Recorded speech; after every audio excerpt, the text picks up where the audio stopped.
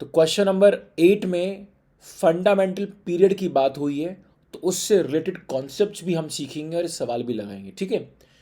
अब यहाँ पर एक बहुत ही वाहियात सा, एक गंदा सा एक एंगल दे रखा है। मैं एक काम करता हूँ कि दोनों में एक रिलेशन तो खैर है। जैसे कि इसको मैं थीटा मानूँ, उसको टू थीटा मानूँ, ये अपन कर सकते हैं, ठीक है ना। तो मैं इसको बोल देता हूँ फंक्शन जो है हमारा, ठीक, इसको मैं फंक्शन ऑफ अभी थीटा बोल देता हूँ और ये बन जाएगा 4 cos पावर 4। इसको मैंने थीटा बोला, पहले वाले को थीटा बोल दिया, तो ये कितना हो जाएगा, 2 थीटा माइनस 2 cos 2 थीटा, ठीक है।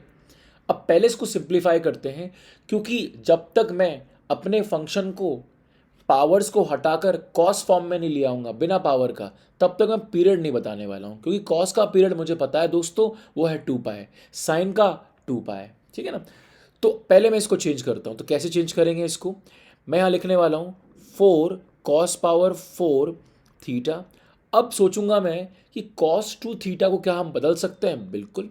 क्या होता है cos 2 थीटा, cos 2 थीटा होता है 2 cos स्क्वायर 2 थीटा -1, ये होता है। तो यहाँ से क्या हुआ, ये हुआ 4 cos power 4 theta -4 cos square 2 theta +2, ठीक। अब ध्यान से देखोगे तो एक परफेक्ट स्क्वायर सा बन रहा है। ये बन जाएगा आपका 2 cos स्क्वायर 2 थीटा का होल स्क्वायर, यानी कि इट्स A² -2A। नाउ अब बी मुझे डिसाइड करना है, ये बोलता है परफेक्ट स्क्वायर बनाने की टेक्निक है ये। तो ये कितना बन चुका है 4 cos स्क्वायर, ये कितना है 4 cos स्क्वायर। अनचेंज रहने के लिए क्या मल्टीप्लाई करो, 1, ये हो गया बी।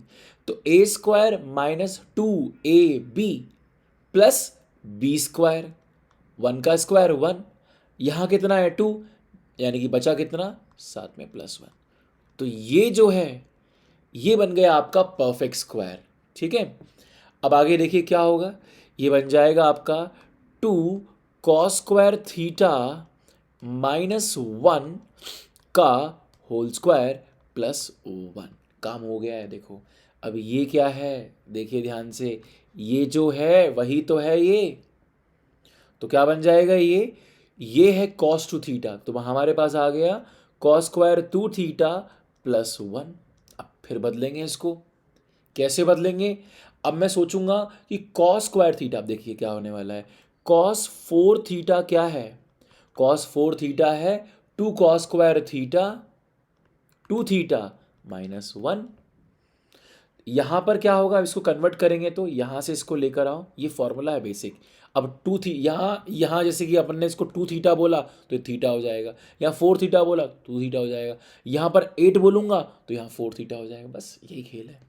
तो क्या बनेगा finally, 1 + cos 4 theta divide by 2 +1 अलग से, बस हमारा आखिरी स्टेप आ चुका है दोस्तों। तो ये बन जाएगा आपका f(θ) = 1/2 + 1 3/2 प्लस 1/2 cos 4 थीटा, ठीक है। अब आप एक बात को समझिए, ये बहुत इंपॉर्टेंट कॉन्सेप्ट बताने जा रहा हूं कि cos x इसका period, k time of cos x इसका पीरियड, या cos ऑफ x + k इसका पीरियड, या cos ऑफ x प्लस अलग से के, इन सब का पीरियड सेम है।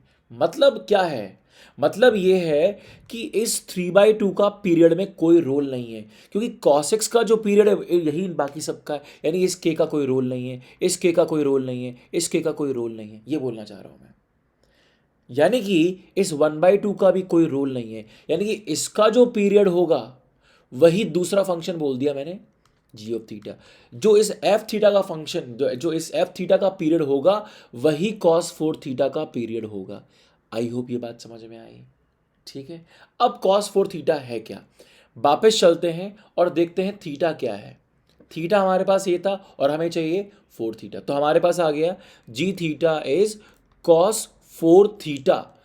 4 टाइम्स ऑफ थीटा, थीटा क्या है, x minus pi upon 4 pi square, 4 से 4 कटा और ये बन जाएगा cos of x by pi square minus 1 upon pi. अब ये भी समझाया, क्या समझाया कि कॉस ऑफ x और कॉस ऑफ x प्लस के दोनों का ही पीरियड सेम होता है, इसका कोई रोल नहीं है। वैसे ही इसका कोई रोल नहीं है पीरियड निकालने में, तो एक नया फंक्शन डिफाइन कर दिया।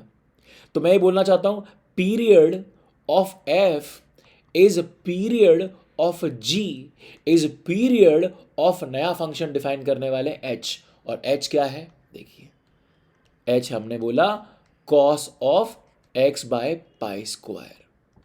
ठीक है, अब यहां से कॉन्सेप्ट बनाते हैं एक और। आई होप इतना समझ में आ गया। अब यहां से एक आखिरी कॉन्सेप्ट सीखेंगे कि अभी तक हमने बोला कि कॉस एक्स का जो पीरियड है वही के टाइम्स ऑफ कॉस एक्स, और वही कॉस ऑफ एक्स प्लस के, और वही कॉस ऑफ एक्स प्लस के, इन सब का पीरियड सेम होता है।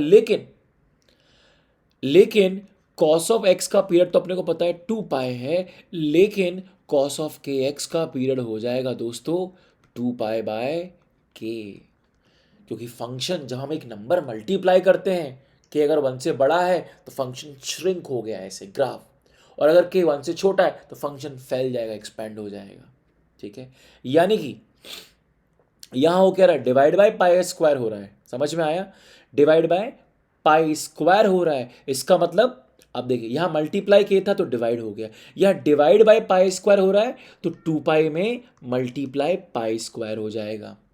समझ में आया ना, जो चीज मल्टीप्लाई हो रही है एक्स के साथ उसका उल्टा मल्टीप्लाई हो रहा है, तो के का उल्टा 1 बाय के मल्टीप्लाई हो रहा है। 1 ये नीचे पाई स्क्वायर है, समझ में आया ना, तो 1 बाय पाई स्क्वायर मल्टीप्लाई हो रहा है, उसका उल्टा पाई स्क्वायर, तो ये कितना आ जाएगा 2 पाई cube, answer T. I hope video समझ में आया हो। डिस्क्रिप्शन बॉक्स में टेलीग्राम का लिंक है, ज्वाइन करो, बहुत सारी और वीडियोस आने वाली हैं। और अब लगाएंगे हम क्वेश्चन नंबर 9।